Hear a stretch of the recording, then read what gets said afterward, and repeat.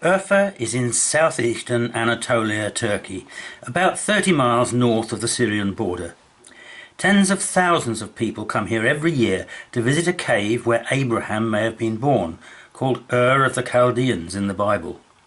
Urfa also has a Greek name, Edessa, under which it's enshrined in the Eastern Orthodox Church as the origin of perhaps the world's first icon, a handkerchief on which Jesus wiped his face, preserving his image. Known as the image of Edessa, the holy handkerchief was said to be a gift from Christ to King Abgar V, who was suffering from leprosy. Nearby is a site that predates Abraham and monotheism by some 8 millennia, a vast complex of Stonehenge-style megalithic circles in the Urfa countryside. For thousands of years, this early Neolithic structure lay buried under multiple strata of prehistoric earth, and therefore just looked like a big hill. Its Turkish name is Gobekli Tepe, hill with a potbelly, or fat hill. It's estimated to be 11,000 years old, 6,500 years older than the Great Pyramid, 5,500 years older than the earliest known cuneiform texts, and about 1,000 years older than the walls of Jericho, formerly believed to be the world's most ancient monumental structure. The site comprises more than 60 multi-ton T-shaped limestone pillars, most of them engraved with bas-reliefs of dangerous animals, not the docile edible bison and deer featured in the Paleolithic cave paintings, but ominous configurations of lions, foxes, boars, vultures, scorpions, spiders and snakes. The site has yielded no trace of habitation. No rubbish pits, no water source, no houses, no hearths, no roofs, no domestic plant or animal remains, and is therefore believed to have been built by hunter-gatherers who used it as a religious sanctuary. Comparisons of iconography from similar sites indicate that different groups congregated there from up to 60 miles away. Mysteriously, the pillars appear to have been buried, deliberately and all at once, around 8,200 BC. Some 1,300 years after their construction. Because the bas-reliefs of Gobekli Tepe, unlike the cave paintings of the Upper Paleolithic, offer no picture of daily life, no hunting scenes, and very few of the aurochs, gazelles and deer that make up most of the hunter-gatherer diet, they are believed to be symbols, a message we don't know how to read. The animals might be mythical creatures, symbolic scapegoats, tribal families, mnemonic devices, or perhaps totemic scarecrows, guarding the pillars from evil. They include a scorpion the size of a small suitcase and a jackal-like creature with an exposed rib cage.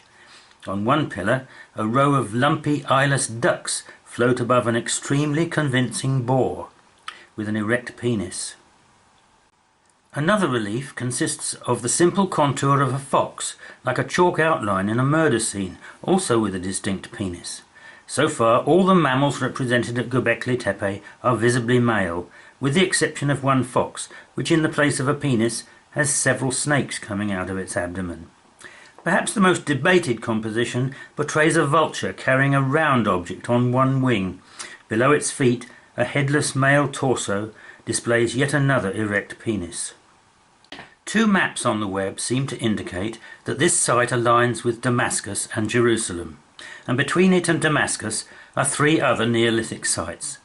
One is Jerf el Ahmar, a pre-pottery Neolithic site located on the Euphrates River of north-central Syria.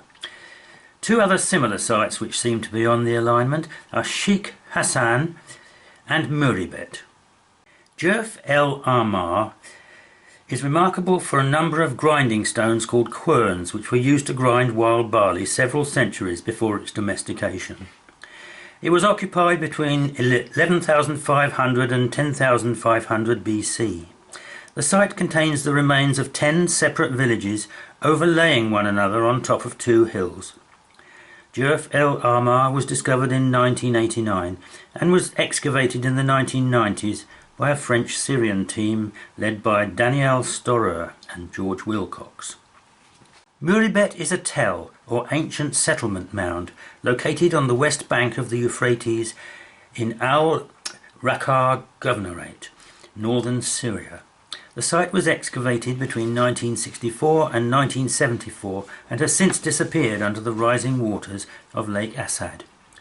Muribet was occupied between 10,200 and 8,000 BC.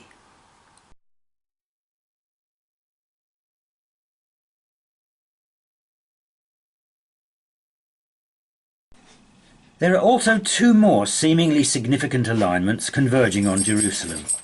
One is the line joining the American East Coast cities of New York, Washington, Boston and Philadelphia, which, plotted as a great circle course on a globe, seem to go through Stonehenge in England. See the video "The American Cities Alignment Goes Through Jerusalem" on this channel. The line crosses Belgium and part of Germany to Venice, then crosses western Turkey to pass through Cyprus and the Neolithic village site of Kirakitia. This is a UNESCO World Heritage Site and one of the most important and best preserved in the Eastern Mediterranean. It consists of round buildings in a wall of stone, occupied from the 7th to the 4th millennium BC. Two of the theoretical derivations of the name suggest that it could be sacred place or connected with palmistry.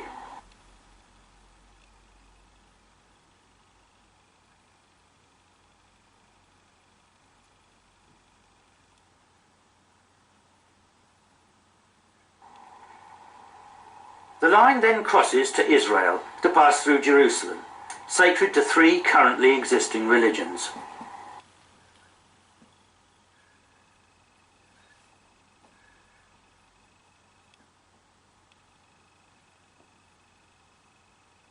A third alignment seems to be the eastern side of the Byzantine Triangle in Istanbul, which seems to link the churches in ancient Constantinople. See the video "The Byzantine Triangle" on this channel for more details. The eastern side first goes through three churches quite close to each other in alignment: Christ of Korah, St Mary Pamakaristos and St John in Petra, then the Forum and Arch of Theodosius. The eastern side of the triangle could point toward Jerusalem. On one of the other maps in the exhibition, the angle of a line joining Constantinople and Jerusalem is 55 degrees, but this discrepancy could be due to the fact that at this distance the line would be a curve. The line also seems to go through Nicaea, where Constantine held the first Christian council, which produced the Nicene Creed. This is the Lefke Gate of Nicaea and the city wall. The remains of the triumphal arch at the Forum of Theodosius. The remains of the Forum of Theodosius.